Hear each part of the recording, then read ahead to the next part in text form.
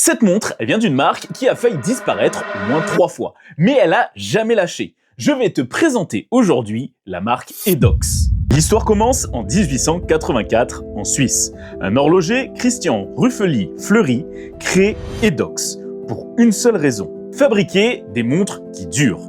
Et pour logo, il ne choisit pas un diamant ou un animal, il choisit un sablier. Et ça va avec la promesse qu'il fait, c'est que le temps ne le brisera pas. En 1961, Edox sort la Delphine, une montre qui est extrêmement étanche, que même les concurrents pensent que c'est un coup marketing.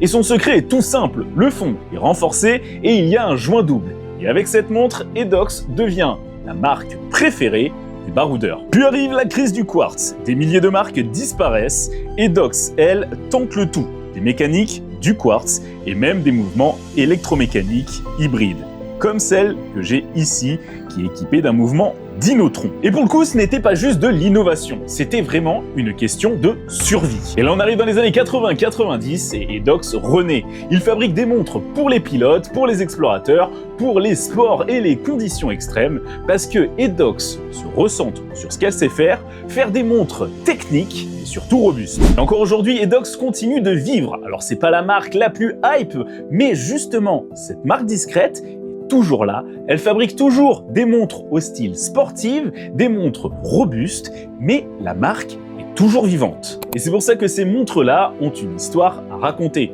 Donc si tu possèdes une Edox, tu me le dis en commentaire, et si tu aimes justement les marques horlogères qui ont un passé mouvementé, tu t'abonnes parce que j'en ai d'autres qui vont arriver.